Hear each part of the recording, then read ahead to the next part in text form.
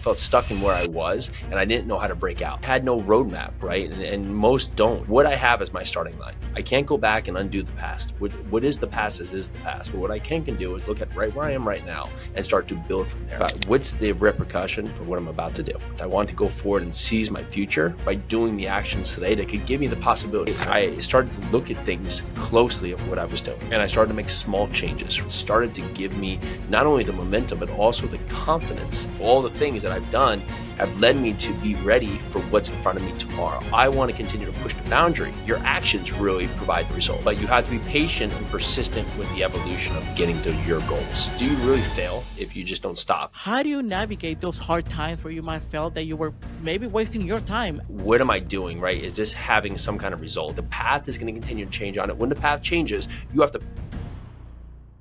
Welcome back to another episode. Today's guest is an entrepreneur, a business coach, a real estate investor, and an electrifying speaker. This guy has achieved great things from running 100-mile races to amassing over 3,000 apartment and commercial real estate units. Without further ado, let's welcome the host of Flip 100 and co-host of the Multifamily Life podcast, Jason Yasuri. How's it going, Jason? Welcome to the show, man. It's going great, Daniel. Thank you so much for having me. Excited to No, be thanks here. for being here. After I heard about you and your life story, I was like, this guy is awesome, fascinating life. And I feel there's so much to talk about. So let's just dive right in. So, Jason, I know that you and your wife Billy had, different jobs like in your 20s, from bartending, loading trucks, construction, on and on and on. But what made you decide to take control of your life by taking control of your time? How was the pivotal moment when you said, you know what, enough is enough. I need to change. Something needs to change in my life. I had a couple of those moments that I should have realized was the monumental moment, right? As we all do. And then at a certain point, you have to really say, okay, if I'm going to continue to do exactly what I do right now today, I can't be upset anymore if I get the same results tomorrow and the following day. But for many years, I was pointing outwards at everything else, right? Society, my friends, my family, my upbringing, everything else. It was everybody else's fault of where I was, right? And that was a position that, really shaped my mentality for many years. And so happened one night, a bar I was working at for a number of years, just a place I didn't want to be. I didn't feel like it was my best calling, but I felt stuck, right? Because you get stuck in something where you're making some money and it's covering what you do, right? Well, I was angry at the end of the night, just wasn't happy with where I was. And I would ride at times my bike home at the end of the night. So it was 2, 3 in the morning. I was riding across, I was in New York City at the time. And I was riding across Manhattan, and lo and behold, I turned down to Second Avenue, so almost a tire part, just angry as can be. And out of nowhere, a flash of light comes out, and I get sideswiped by a car. So happens I find myself as the closest I'll ever be to flying right in the air, and that was the last I had of that thought for a moment because I hit the ground so hard, and it went dark for a minute. Well, I woke up, right, covered in blood. At this point, I had my arm hanging down and I had these other things, and I ended up going to the hospital, right? I have stitches in my chin, a pin gets in my wrist, my arm's all broken up. I'm all battered. And all I can think about was that I have to get back to this job because I need to make rent. Right. And so it was that crazy thought is like, I'm all banged up. And instead of just saying, man, like, oh, I hope I'm okay. Right. It was that I have to get back to this job, the same job I was angry leaving just a couple hours before because I didn't want to be there.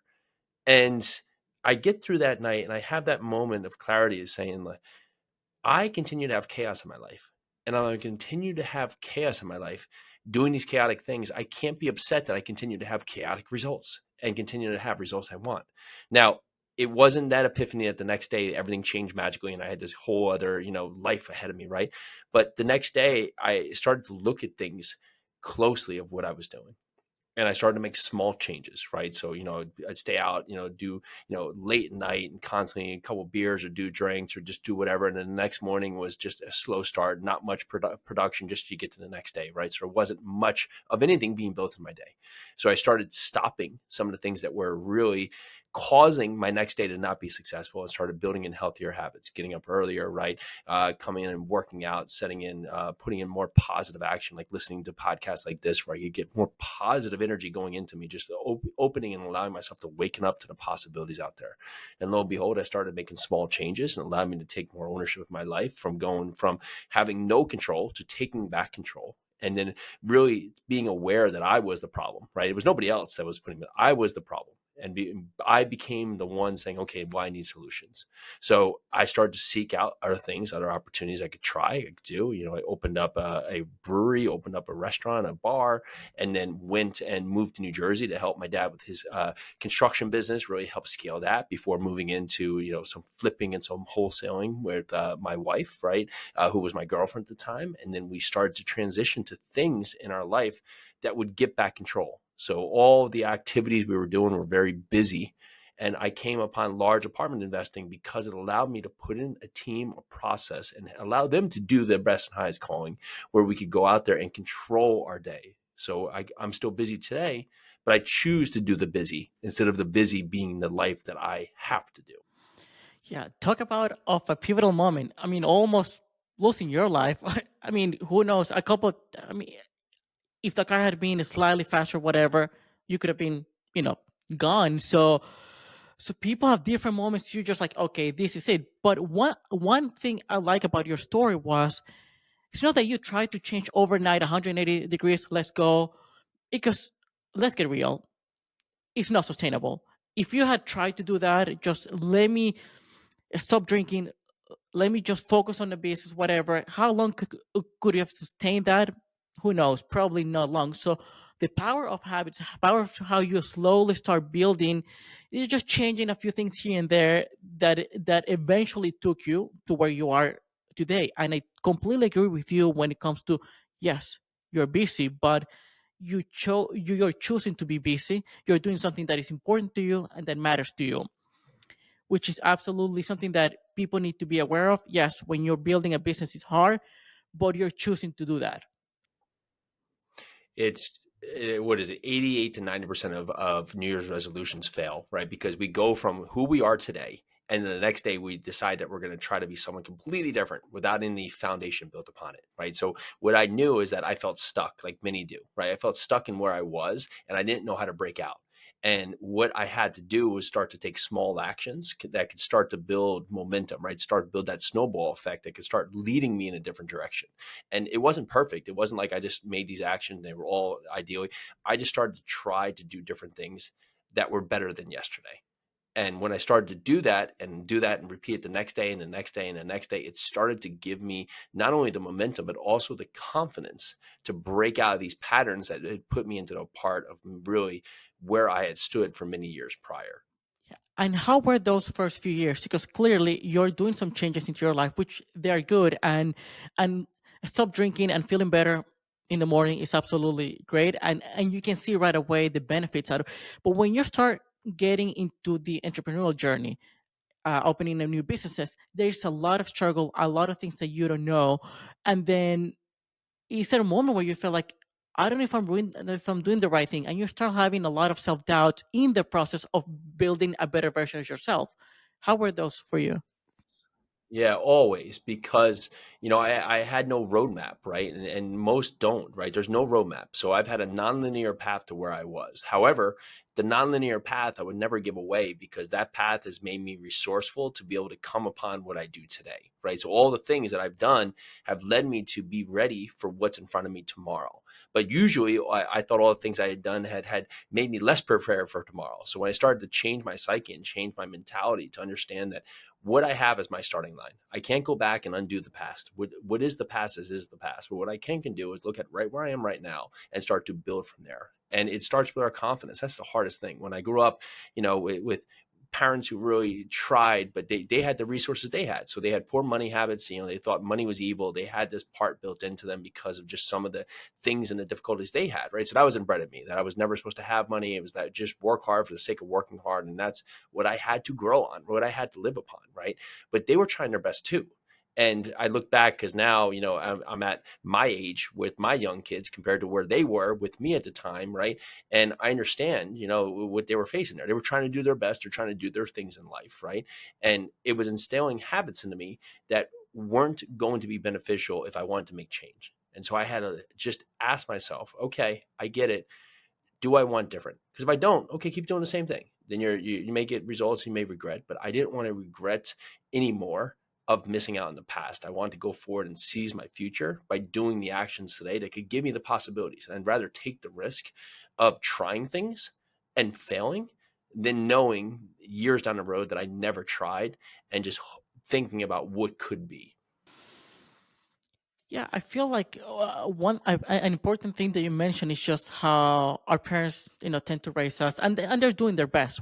Whatever belief system you had, or whatever traumas, or whatever, all came from a place of, hey, we're trying our best. So clearly, I can see there's absolutely no resentment towards that, because I've talked to other people where they feel, well, my parents did me wrong. It's like, well, hold on a second. Nobody gives you a manual of how to raise somebody. So it's important.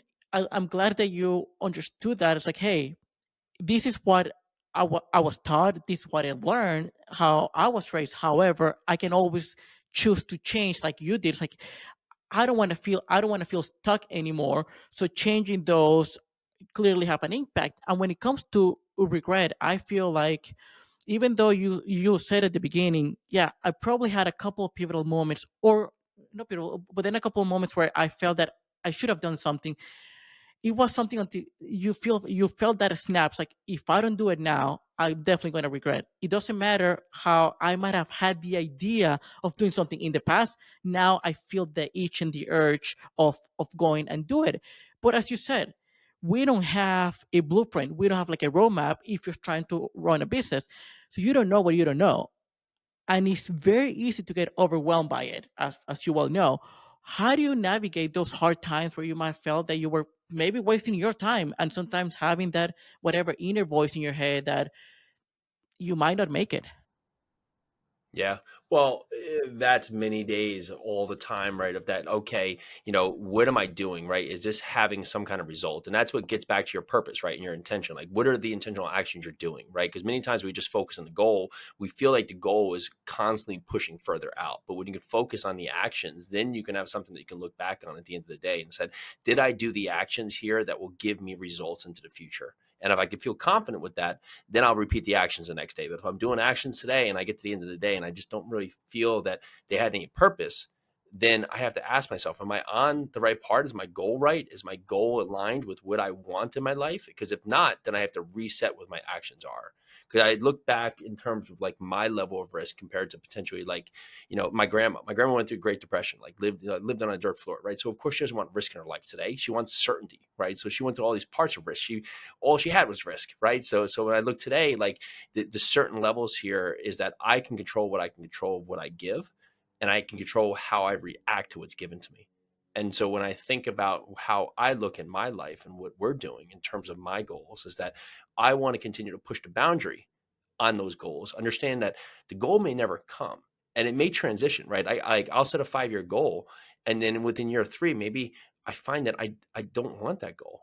And maybe I want something different, right? And so like you think about anything, like before and after kids, right? My goals change, right? When we have kids, our goals change. Instead of saying, I want this and I'm going to work 23 hours a day, I'm going to go get it, right? Well, now I want to set the stage to be able to do actions that I put the work in these allotted times, so I can go after this and spend time, go to my kids' lunch at their school or go coach their sports after. Like that's the business, and that's the goal now. The goal now is to have the time and the commitment to my family, and then use the resources that I built to empower that goal forward.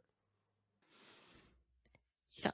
When you mention about changing goals, that is something that I don't know if a lot of people know about this, that you should be more flexible with your goals. I feel that some people attach their identity to their goals. And if they don't achieve it, there's like, well, you're not the same person that you were 2 years ago or 3 years ago. Things have to change. So being able to recognize, to say, well, yes, I had this massive dream of mine, but I guess life happened, and now there are other people that are more important than myself, like my kids, right? So that is something that I used to struggle with when I was younger, when I had certain goals in mind, and then realizing, well, I feel that if I never achieve that goal, because let's say I have a, a timeline of 5 years or 10 years, and in year four, I realize, well, there are other important things in my life, then I feel kind of I would have felt kind of conflicted. So, am I a failure because I never reached that goal, or is it okay for me just to pivot and change the goals? So that is a balance where you need to have and you be honest with yourself, I guess, to some extent. Yeah. Well, you would think if you went forward and were like, "Oh, I have to go get that goal," right? Then you wouldn't be happy if you got it anywhere or not, right? So you pivoting to something that's your higher calling, right? As long as is that you're actually making a commitment and that commitment is allowing you to grow, right? Because for me, like think of everything. Like we have all the apartment communities now, but we started on the single family space, and we had this goal that we were going to do this many flips a year. And if I was like, "Oh, I better stay and do all these flips because that's what I said I was going to do," then we would not be where we are today with our commercial investing because we would have waited probably too long to do something. And many times we state something, and when we state it, we assume that we have to do it, right? Because it's built into our identity. Where if you look at it, is that your actions really provide the results. Like what I say doesn't matter, what I do matters, right? I could tell you, oh, I'm going to go out there and change the world, and you'd be like, okay, but my actions will go out there. If I go out there and empower someone forward to have a better day and a better part in the community, then my actions have helped. But my words, if I just say, hey, I'm going to change the world, and they just tomorrow go back to doing the exact same thing, then I've completely failed. So it's really based on your actions. That's what produces your goals. And many times we get thought our mind of saying the goal almost empowers us to think that we've committed the goal and done the goal when in fact we haven't done any of the actions to actually get us there. Yeah, I mean, words don't mean anything unless you take action, unless you do what you said that you were going to do, and have that commitment to yourself, because nobody cares if you achieve those goals or not, or if you pivot, nobody cares, only you. So having that commitment to yourself. But when you had those early years, whether you had the bar or the restaurant or just helping your dad, and you have this clear vision, or maybe not as clear, because but you wanted to do something bigger in your life, how do you know after every day that you were doing enough? Because here's what happens with a lot of people, especially with me, is that at the end of the day, I always feel I could have done more. And even if I push 100%, it's like, how do you find peace with the fact that it's okay, you did what you did, then uh tomorrow is another day for you to keep pushing? Well, unfortunately, I'm going to give you the hard news is that as an entrepreneur who wants more, you're never going to feel like you did enough. And that's fine because that means that you're striving to be better, which we all do, right? But you have to be patient and persistent with the evolution of getting to your goals. So you are enough and I'm enough in what we're doing, but we're always going to have that feeling that we could do more. Because could we potentially, but we're still doing enough. But you're always going to have that in your heart and in your stomach that you can do more because that's just inbred in you and what you want to accomplish out there. But you can be patient with the results you're having. You can be satisfied with what you're doing, but you're always going to have that energy because that's what drives you to the next day. Because if you felt like today was enough, then tomorrow you may, that's enough too, and you'll eventually cut yourself short. But you're not built like that, right? So you're out here doing more because what's enough is you continue to test yourself. That's enough each day because you continue to get more and drive forward because you know you have more to give for the next day. Yeah. uh I figured that that was somewhat the answer. It's just like, hey, everyone, I mean, everyone who is an entrepreneur or want to achieve great things feel in a similar fashion. It's like, then I guess you need to find peace. It's like, you know what? It's okay. I can push more tomorrow. Because here's the thing, the process can be very, very slow. And it can take you years to just see a results and see that you're gaining momentum. When you were either early on in your real estate journey, or when you were building your bars and restaurants, did you ever feel at some point, this is going way slower than I was anticipating? I don't know how much stamina I have to endure that. Should I just quit and just do something else, or should I let it play out and see what happens after? Always, because you don't know what the mile marker is. So there's always that part that something may never happen, right? Because you don't have the proof case, especially when you're starting out. You don't have the proof case of what the success looks like. So you assume it's never going to come, right? It's always that fear mentality that what you're doing today is never going to produce results because you've never seen the results. So you can't anticipate the results coming just with the patience that you have, right? It's what do they say about business owners is that 90% of small businesses fail within their first 5 years, right? But 80% of people never start their second business. And of those second businesses, 90% of them succeed. So if you think about that, no one starts their second business, although 90% of them succeed because they're fearful of what they've done in their first business.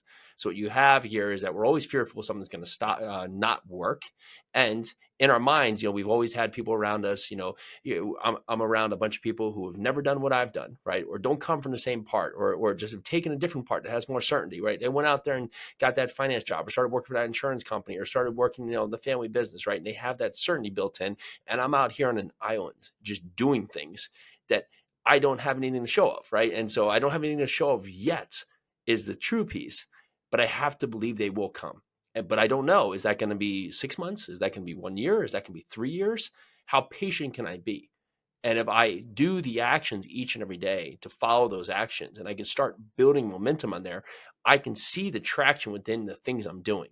But if I'm just focused on that goal, like I need a business going to have $1 million in revenue, well, then it's always the $1 million of revenue, which is keeping me from my goals. Instead of saying today, I need to generate 4 leads. Tomorrow, I need to generate 4 leads. So something I can put out there to put the work into to try and hit these marks that really are the destinations or that go along the journey. Yeah, that is actually the the experience of an entrepreneur is just not having anything to show up for, especially among your peers, people that you went to either high school with or college, or your friends that many of them have jobs, and you are just grinding day in day out, working 60, 80, 100 hours a week, and nothing's happening. And yes, I do believe that most people, as you said, that 90% of the businesses fail within the first 5 years. I guess most people don't fail, they just quit. It's just how much stamina you have, how much patience you have to truly believe in the project. But let's get real. If you're doing this for the money, it is easy to change. Say if you're after the shining object, okay, today's real estate, tomorrow by might be content creation, next thing would be fulfilled by Amazon or whatever, right? But if you truly believe in a project, it is hard to keep the emotions, or to keep the patience or the stamina at a certain level, because you feel like, well, if this doesn't happen, then what am I going to do next? That's my dream, that's my goal. And as you experience, many people, highly successful people, have failed multiple times, and they never went into those business thinking, I'm going to fail. They went into this business, I'm going to succeed, and yet they fell short. Yeah. Well, when you fail, right, the question has to be why? Because you can't repeat it the next time, right? Because you have to look at the business of why it failed. Were you in the wrong sector? Were you in the wrong timing? Did you have the wrong approach, right? So the next time you do your next thing, right, that you're going to continue forward. Because do you really fail if you just don't stop? Is the common part, right? However, you have to grow from what you've gone through. And so what I just did there, the business was I undercapitalized. I have the wrong partners. Like, what was it really that stood out about this failure? Because then you can identify what not to repeat the next time. And maybe you fail again and you identify there. Maybe it happens again. But eventually you're going to put together such a powerful force because you've learned through all these lessons here that you're unstoppable because you're resourceful, because you understand what's made you to fail and have these moments of setback before. But now you're empowered forward to get to where you are because of those setbacks. And what comes out the other side is so much greater than what would have been if that first business got out of the gates and just kind of hunkered along. Because look at what you've done now because of everything that you've faced across the board throughout your entrepreneurial journey. In that case, what lessons you learned in your first businesses that you applied in your, let's say, real estate business, whether it was just flipping or just acquiring uh, apartments and commercial units? Yeah, make sure you're very clear on goals with your partners, right? Because many times we'll go into partnerships with like friends, right? But we may both be good at the same thing because that's why we're friends, right? And so we'll forget to say that then we have no use. Then we need someone else who can really drive forward a business. Others, it will be that when you bring on team, so really spend the time to hire the right team and then empower them forward. If you're going to lead them, don't task them to death. Give them a purpose of where you're going so they can understand the events that they're doing each day. So they're not stuck just doing tasks without the idea of just what the next task is. So they can feel ownership within there, right? So it helps them empower forward. Be clear in the outcome. Be clear, like if you're in sales, like who are you selling to? Like if you're, in coaching, like who's your avatar, right? Like be very clear and focused on who would be the person. Like if you're building a product, like who's the first five people you're going to go to right now that are going to buy this product from you. Be very clear, because sometimes we make stuff that's for us but doesn't have any benefit to the outside world. So once we have it, we don't really know where it goes. Also, take action. Just if you have an idea, run with it, because at least if you can kill it quickly, get rid of it so it's out of your mind. But if it's on a path that's possibly right, or just close to right, then you can start building on something because you have tangible results. I've never found for many years, I couldn't get good answers, right? And I realized that the reason I wasn't getting good answers that helped me forward is because I wasn't learning the right questions to ask. So of course I can't get a good answer if I don't know a good question to ask you, right? But in that front, when I finally realized that it wasn't the answer I was seeking, was better questioning, then the answers I was seeking started showing up because I would ask the right question. And then I would start getting the right results. And that's been everything in my real estate journey, right? Surround yourself with people that could potentially help you empower forward with better ideas of how to ask for the right help or the right need or the right knowledge. And then you start getting to higher levels because the answers you're getting are that much more impactful. And that's been very helpful in our business, because many years I was like, well, I just don't know the answer. Well, what's the answer to what?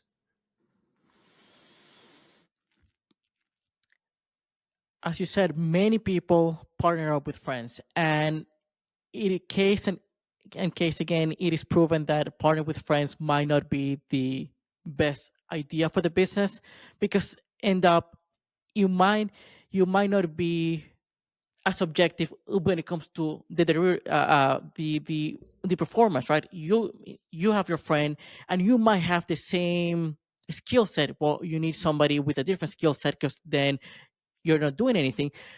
But yeah, I guess that I think Robert Greene in his book, The 48 Laws of Power, I think he mentioned about never hire your friend, just hire somebody who's more capable. It is hard, but then I get it. And unless you go through that pain, unless you go through that experience, you'll never learn. I feel that for most of the lessons you learn, you can say it out loud to thousands of people, and most people, unless they experience their way, because again, we're full of ego. If we feel no, well, it didn't work for Jason, but it's gonna work for me, and then a few months later, a couple of years later, it happened. Well, it never worked out.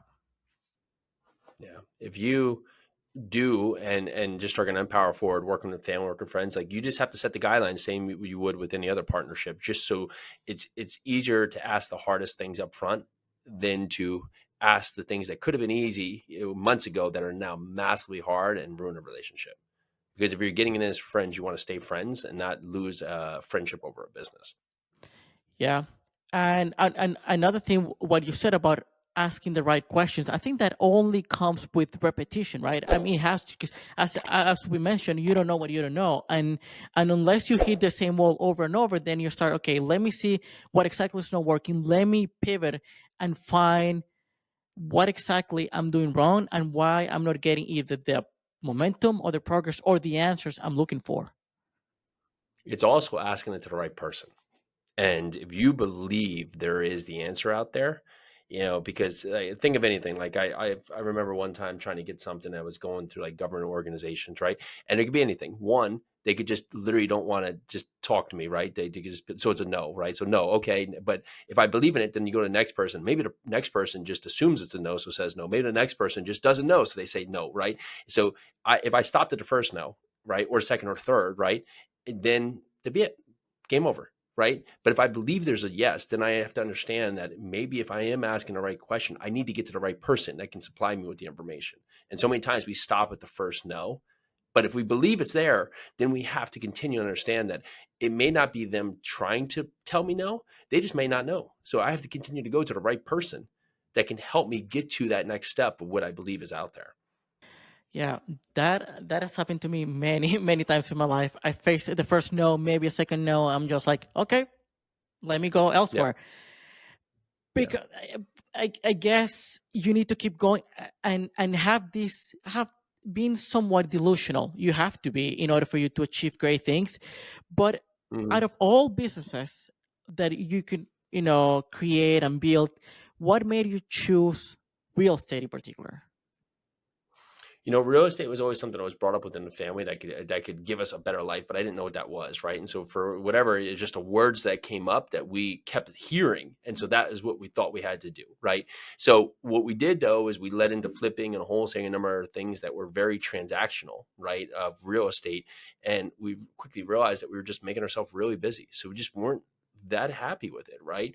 And we kept asking that question, what else is there? We came upon, a podcast like this but it was focused on apartment investing. And that was a light bulb moment that went off that we said, man, that could put into place all of the pieces we're looking for by being able to build a team, be able to get economies of scale, by being able to be hands off in terms of us doing the daily work, fixing things, like leasing tenants, right? Leasing units, right? So it allowed us to put together a big business plan to go out there to accomplish our goals and still be able to do things here from my office and have time back to me and my family. So that was that moment of clarity where I see, okay, I can see how the goal can be accomplished, not all by me, but with me and others surrounding me that can help us together get to more success that we want. How do you how do you build? Because it seems like I'm not going to say impossible because you have done it, but outside looking in, when you see what you have achieved, accumulating or amassing over 30,000 units, how do you do that from just doing one, acquiring one, and then just grow? I'm not going to say it exponentially, Yeah. but just grow to levels where it's mind blowing to some extent. So I've had friends that have gone 3 to 5 times, 6 times faster than me. And so for me, I can even think, so we think about, am I doing enough, right? I have friends that have just accomplished on even higher levels. But what I did is I got very focused on what I want. And then that allows me to repeat the process quicker. And usually what happens is that I just want to buy real estate, right? That's what you'll hear. But what kind? You want to buy RV parks, you want to buy office buildings, you want to buy storage units, right? Or, oh, I want to buy apartment buildings. Okay. Do you want to buy buildings that were just built? Do you want to buy, condominium style multifamily buildings? Do you want to build, buy 10 units, 100 units? You want to build, buy stuff that was, that's historic buildings. And so you don't know what you don't know because everything looks good. And so I got very particular. Someone said, find a market, know that market. So Louisville, Kentucky was our market. However, we don't invest in a whole market when we were there. We invested just in the South side. And then we only invested between 75 units at minimum to 150 at maximum, built between 1970 to 2000. And then that was our focus, valued between $3 and $7 million. So what that allowed us to do, it allowed us to start putting our reticular activator into action, right? So I'm sure you've gotten a car before, right? But you go to the car dealership, you're like, can I just get a car, right? You don't say that. You say, I want to get a blue Chevy Tahoe. But on your way to the car dealership, what happens? You start seeing blue Chevy Tahoes all over the road. Not because there's more, right? There's not more that just magically appeared, but now your mind is set to start identifying that because you've put your focus, you put your vision there. Well, the same thing happens when you get really dialed into either a type of business or a type of asset as you start being highly focused on what you're looking for. And then you can also empower other people, right? Other people to now help you find it, right? So if I go to, a broker, right, a real estate broker and say, hey, I just want to buy an apartment building. Well, maybe he's going to send me a 300 unit, a 12 unit, a 4 unit, all built in the last 100 years.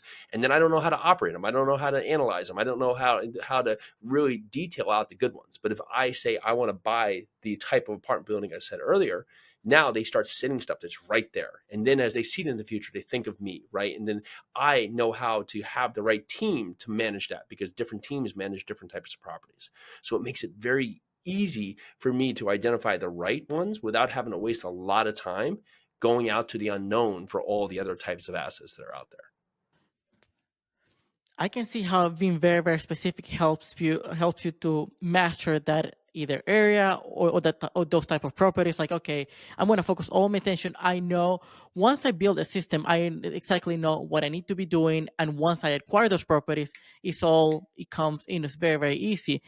But when you focus on, let's say, just one area of town where specific units between these main apartments or this much money, whatever value, how do you um I would say expand that? How can you grow nationwide if you were thinking that way?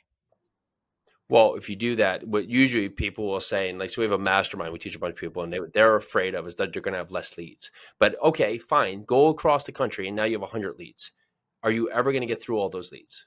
And the answer is no. You're never going to get through them all because you're going to have to figure out who's the right team, right? Where are the good school districts? Where are the areas that aren't, aren't food barons, right? Where are the parts here? Where's the path of progress? Who is the right property managers for these areas? How do different tenant laws apply in these areas? By the time you get through all that and analyze the right deal, and out of the 100, find the right opportunity for you, it's weeks late because someone else who's just in that market has already gone under contract and is on their way to closing. But you could be in that specific area and you get 5 investment opportunities in front of you. You know how to analyze it tomorrow. You go back for the one that works very quickly. You go to broker, you get it tied up, and now you're on your journey to buy 100 units because you've now put yourself in a position to win. And so more leads is not always the answer. The right leads are the answer. And so I'll take 5 of the right leads over 100 of unknown leads any day of the week. And what that does is it allows you to build the model and scale the model. Once you identify what your model works with, right? We're now in 7 other states, but we are able to pick that model up and learn very quickly in the next state how that works. Now we go to the next state. Let's talk about, Nashville. So I'm not in all of Tennessee. I'm not in Knoxville or Chattanooga or Memphis. I'm not in any of those markets. I'm in Nashville. I'm in south of Nashville, in and around the south of Nashville. So again, I'm in 7 different states, but I'm basically in micro areas of each state that I've now taken the same business plan and put the business plan somewhere else. Yeah, being able to just replicate that. And when you said about the leads, that it feels like whenever any type of business you get on board, whether it's just selling products for a company or just acquiring real estate, people have the propensity of having this scarcity mindset. It's like any deal is a good deal, right? It's like whichever deal is in front of you, I need to take it because guess what? I don't know when the next deal is gonna come on. But in your case, like I'll reject, because I'm assuming that in your case you will reject more deals than you actually take on because they don't make sense for you, or the numbers are not right for you. How do you decide, or how do you stay disciplined for some of the deals that might seem very very good at the moment, but down the road might not be? Well, it's twofold. One, we try to be very conditioned to our business plan because it's given us success in the past. We see the path forward with that. We're also focused on doing a deal a quarter, just with the actions that we do each day to get as many leads in as possible, to be able to underwrite so many leads, to make so many offers, right? Now, it's not a perfect model. We don't close on a deal a quarter. It might be zero Q1, it might be two that we get Q2, and then zero Q3, and then two Q4, right? So it happens in all different formats. What we find if we do these actions, it leads us to the results that we want based on the intentional actions each day. However, when we look at this, is that we have to ask ourselves, okay, is this the right approach for us? Because we have investors that will come up that will be investors in these deals. If today I continue to give those investors that model, it's something I've now empowered in them to understand, so they can make good rational decisions to see if this investment will or will not work for them. But if today I bring them an apartment community, tomorrow I bring them, a storage unit deal. The next week it's a land deal. The next week it's a house flip, right? They're so confused that ultimately a confused mind is going to say no. So for me, for our business plan, it makes it easier for me to locate acquisitions that make sense, but also for my investors, it makes it cleaner and clearer for them of the opportunities I'm bringing to them, because it's not confusing that each week I'm into a different business model. You need a lot of discipline. And speaking of discipline, I just thought about it, and let's try to pivot for a moment. uh, you you ran 100-mile race, right? What made you dabble into the ultra running discipline, and how do you become like a ultra runner? Yeah, I started running 2007, 2008, longer distances because my friends were all doing jobs, and like no one was out there that would be available to like play basketball or anything, right? So I was like, I just started running, and so I did a New York marathon and started running some marathons after that. And then 2017 or 18, I just heard about ultra marathons, and I just thought that was something I wanted to test myself with. And it's a perfect journey of entrepreneurship because like there's a course for like running a marathon. It's like run, for the next 12 or 16 weeks, you'll run this many miles per day per week, right? But I didn't know how to run a 100-mile race. But what I did is I said, okay, I have no idea how to do this. Just think of like entrepreneurship. I have no idea how to get to that goal of 100 miles, but I know what I can do.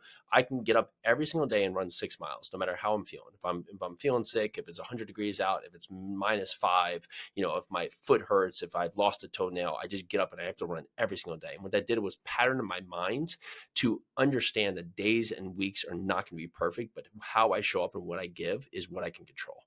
So I got up each and every day and did that. So when I did my first ultra marathon, right, my first 100-mile race, it was a part that I did the evolution of running a series of 6-mile events throughout. So I started and I said, let me just get to the first drink station and I'll see how I feel, right? And so that's 6 miles in. Because if I started that race and said, oh, only 100 miles to go, just like everything of every goal, my mind would be like, God, let's just give up now. This is ridiculous, right? But I did that 6 miles, and then I did another 6 miles, right? And then the next part I said, let me just get to that next aid station, run another 6 miles, right? Then I said, okay, maybe let me just get to the bridge, right? Okay, maybe let me just run 5 miles at this part. Okay, let me run another 3 miles. And every time I was like, this is maybe I should stop. This is too much. Well, I would just say, listen, let's just get to that next place. Let's just get to the bridge, and then we can think about it again. If we want to think about quitting, then we can have a real conversation then. So I'd get to the bridge.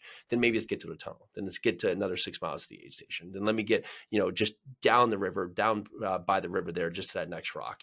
And then let me just get to that one part. And then lo and behold, after a series of 6-mile runs, I've now accomplished 100 miles. I just crossed the finish line. And that's what the evolution of entrepreneurship is that the road is not straight. It's definitely not straight. It's nonlinear, but you can control how you show up. See. I see the point of having like chunks and breaking down into smaller goals, but I'm trying to wrap my head around it because 100 miles takes the fastest person could be what 19 20 hours. Like a very slow person could take what 36. But how do you feel, or how do you go through the mental challenge and physical challenge after you go from 70 80 miles where your body just say, I need to rest, I need to sleep, just please stop? How do you battle those moments? Because it's way different than running 6 miles every day. I've trained for marathons, and even running a marathon is hard. But I'm trying to understand the mindset type where your body's like, I need a rest. And you're just like, no, I still have another 5 hours left to go, or another 20 miles left to go. Yeah, one more step, right? And they say that 100 miles is built on 50 miles with your legs and 50 miles with your mind, and it's absolutely true, right? I came into races and like I typically do not look at what the race is. So I'll just say, okay, here's the race. I won't look at like the elevation. I won't look at anything about the race. I'll just go and just be like, okay, here's the race, right? Well, I did a race and it was I said, okay, I'm really strong in the uphills. So I'm going to do that and keep my feet dry. And that would be the key to my success, right? Well, the third mile in, it was too steep to run. It was up in Ithaca, New York, right? The fourth mile was the first of four rivers. So that I had to cross. So I was like, okay, well, here is where I am. I can either go cry about it, right? Or just understand that new rules, no rules. You have a goal in mind. The path is going to continue to change on it. When the path changes, you have to pivot to what's going to be the next allowable point for you to go. And when you think about that in terms of your run, in terms of your part, your mind starts to set the stage. You have to be patient with your mind, but then not let it set the stage because our mind is always going to limit us, right? And that's why we do all these things. Like our body can keep going at many times, but our mind is going to say, I think, have you had enough, right? I think you better stop, right? But when you can be clear to push forward through the resistance that you face in the moment, you find that quickly you get to the other side. It can be like anything. People always will push off getting up on time or working out in the morning, but you typically don't get up and then go work out. And when you get to the end of the workout, you'd be like, that was a waste of time. You usually, once you get done working out, you're like, oh, that was great. But it's so easy to just not start. But the second you start, you feel great, right? So you keep that momentum rolling in your life, and you find that just taking one more step keeps pushing your mind forward and not letting your mind make these quick reactions that aren't best for you. Yeah, that those belief systems hold a lot of people back. As you said, our minds are capable of so much more, but then we feel no, we're not capable of doing that. What do you take out, or what do you learn about yourself after that experience? After the first time you completed like 100-mile race? You know, what I learned a lot was that I have to be careful making perfectionism into my mind of what the race would look like, right? Because just like I said, like even like the hills or our points is that perfectionism is the key from not getting anything done. Because usually we'll set the stage in our mind what a perfect line looks like, and the second it's not perfect, we'll stop.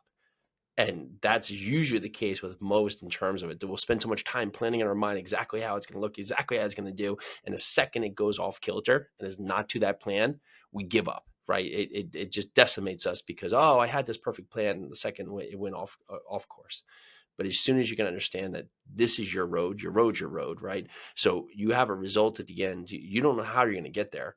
But if you just keep pushing forward, what you want will become perfect. Yeah, that's that right there. I feel is the perfect business lesson for any entrepreneur out there, because we feel that we have this perfect thing of how everything is going to fall into place, and life has a funny way of showing it that we are wrong. So whenever we start having obstacles, we're like, "Fuck, now what?" Right? It, I either pivot or give up, and I think it is awesome to see how I don't know which came first, either the egg or the chicken. In your case, whether it was the business, you learning how to run better with the business, or learning to do business better with the running experience. Because at the end of the day, it's very very similar. You got to work a lot of stuff out in your head.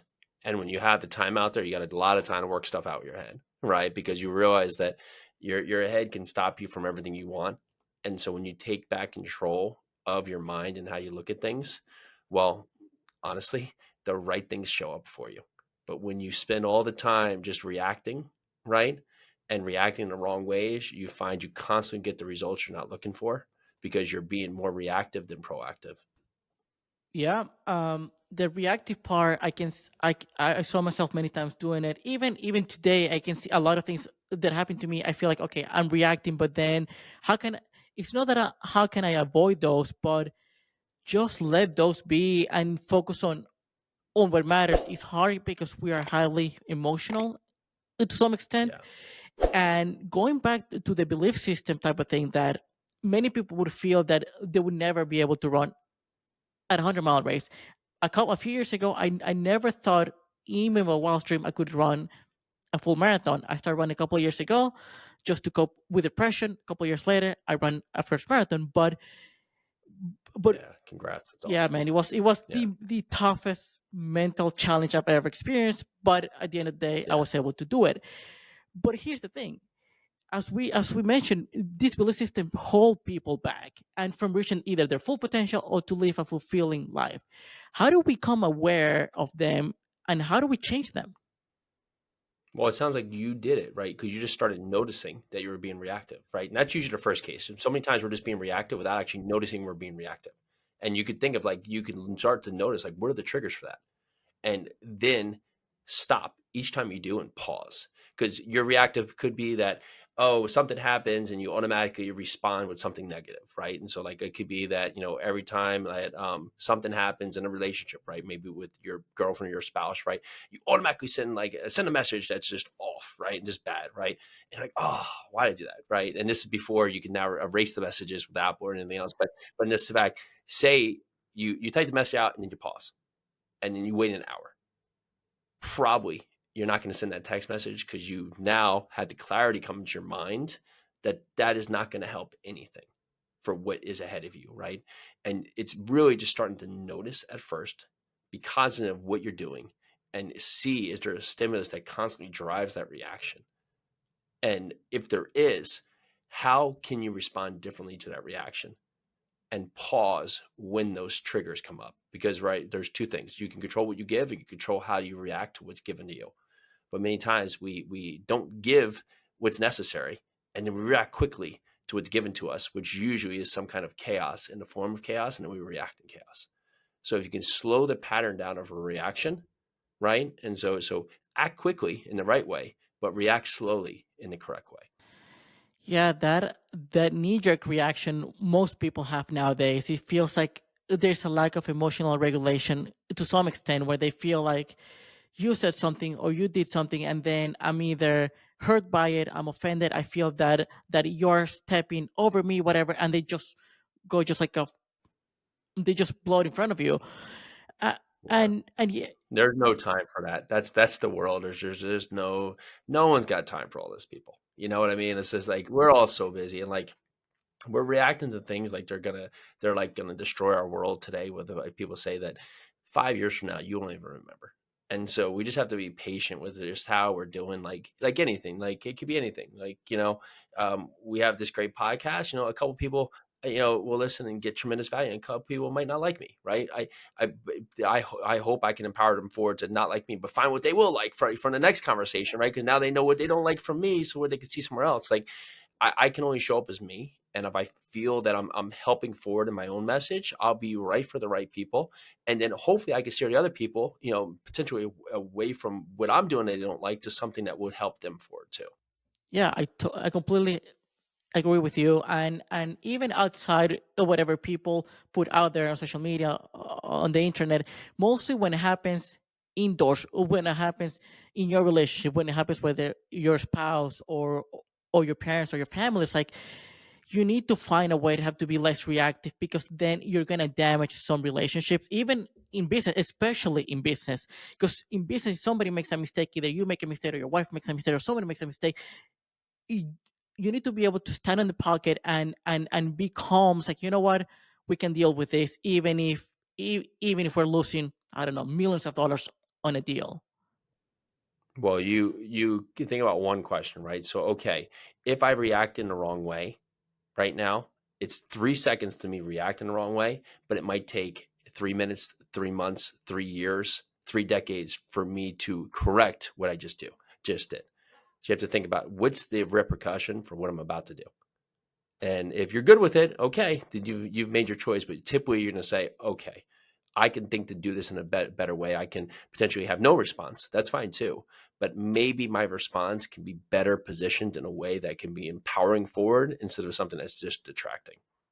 Yeah, I like that. I like that. I like that mindset. The way that you said, well, yes, it would take me just nothing to just react and break something in that relationship, but how long it's going to take me to fix it? And in some cases, Yeah, it can never be fixed, because you can only control correct. what you do, but not how the person reacts to it.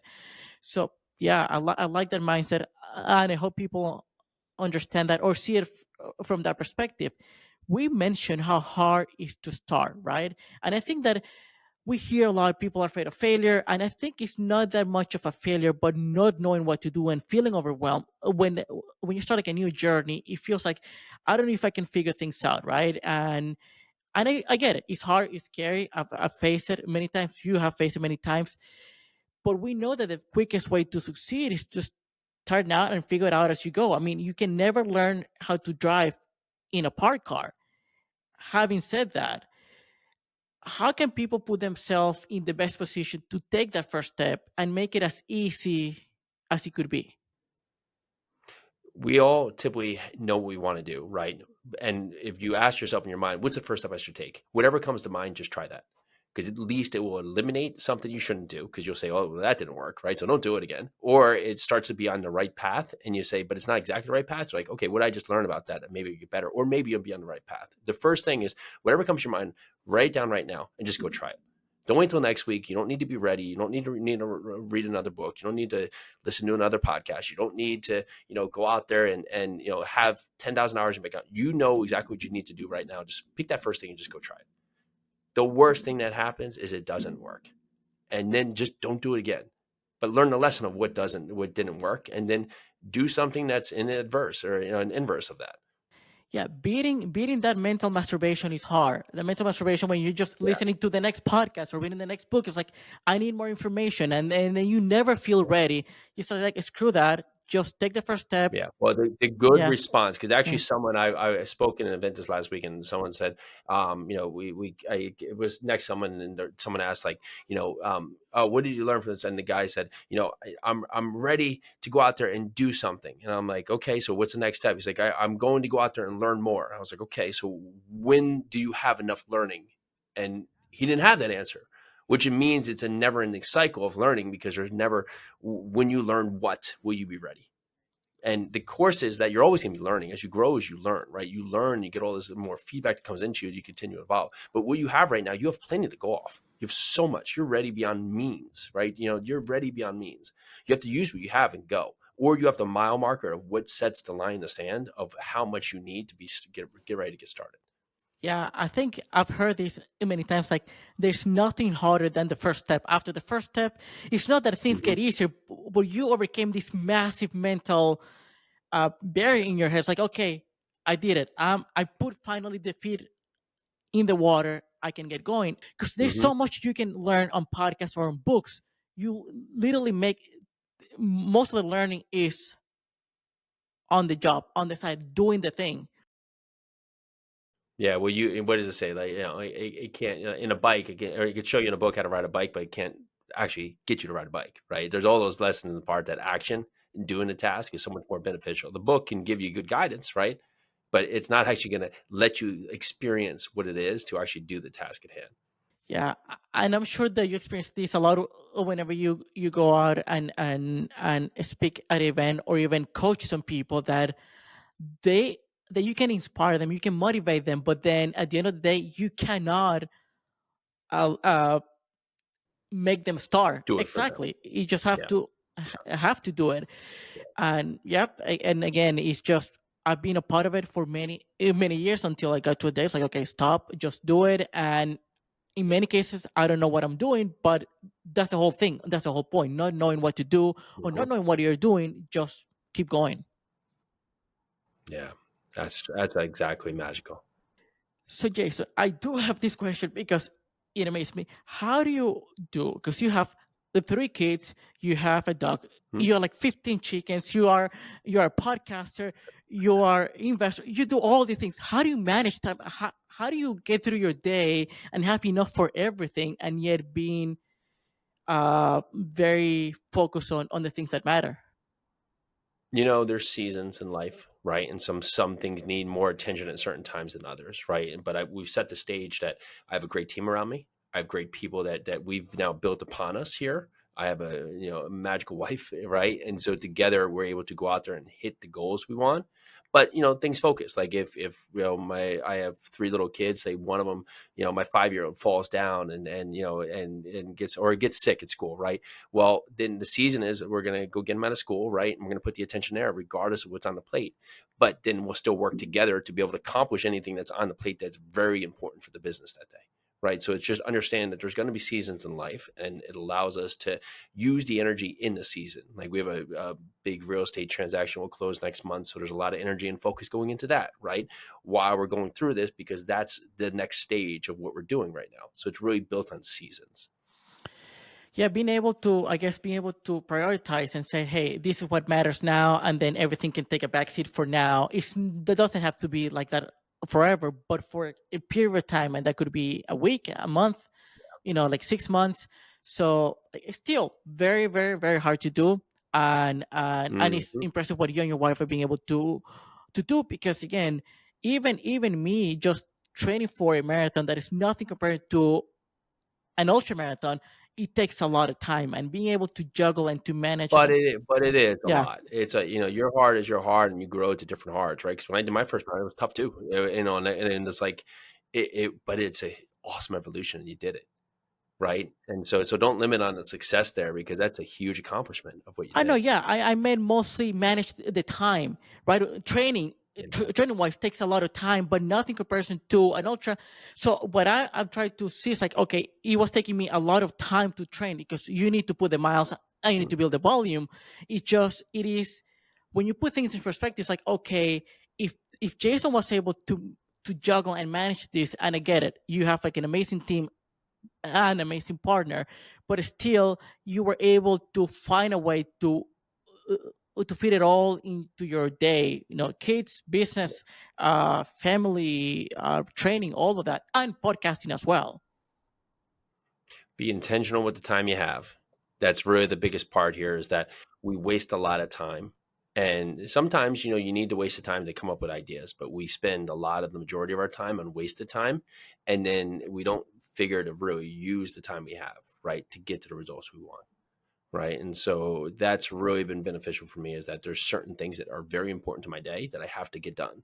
And it's going to change from day to day, but typically we'll make sure like, I have a Monday meeting day with the team, Thursdays, all property meetings. Right. So we make sure that that's the focus of that part because that's what's going to empower the business forward. I get my workouts in the morning, right, to make sure that happens. Because if not, the day fleets away, right? I'll find more things to be busy, more reason I can't. So I make sure it happens very big in the day, right? I have set times. I'm going to go coach one of my kids' soccer teams tonight. So I'll have that's going to be the stage right there. So there's pivotal parts that I have to hit each day that I've put in there intentionally, and then this time in between, I have to make sure I'm being useful with the time I have. Yeah, I guess focus on what moves the needle, whether it's in business, whether it's family, whether it's in relationship. Just focus on that one thing that you know that's going to matter more than any of the other combined. So, Jason, I've been having a great time talking to you, but I do have a closing question, and it's like, what is the one belief or behavior, right, that has possibly positively impacted your life in the past, let's say, 12 months? Oh, it has to be consistency in the morning. Because you just like you show up and the day just unravels in many ways as it starts here. If you can get up in the dark and break the pattern by putting in good habits in the morning, it allows you to really capture back control of your life. So I'm really strong in getting up and doing repeatable habits that I can get a win out of in the morning. And then the rest of the day may be great too. But many times there's going to be something that's going to pop up. And then I'll be in a better mindset to control it because I've controlled the outcome of the majority of my day with my morning. I like that. I like that because I feel that mornings are very easily wasted in many cases. Yeah, Because I mean, let's say you press snooze a couple of times, or then you took longer to, I don't know, shower or just scroll on social media, whatever. So owning your morning is something that uh, you hear about it every now and then, but you need always like a good reminder, and you actually start applying it into your life. Which I love the answer, by the way. So Jason, where can people find you? I know that you coach people, and then you have also like a program for people that want to get into the real estate and things of that sure. nature. Uh, JasonYarusi.com. So you go over to JasonYarusi.com. I actually have a Live 100 assessment. So if people want to come over there and take a free assessment, it just talks about where you are in your Live 100 journey for really just breaking your bad habits to build momentum in your life. And they can go answer a quick series of questions that can give them an idea of where they are in their journey. Awesome. Yeah. And one thing I'm gonna say, I check your videos on the Live 100 podcast. Very short, very concise. Information that a lot of people would just benefit from, especially coming from somebody who have walked the walk, been there, done that, Thank and you. no, I guess that it's not the repetitive things that you find in books, but it's based on your own experience, which is absolutely incredible as well. Thank you. Thank you. This has been a lot of fun. Thanks for the awesome questions.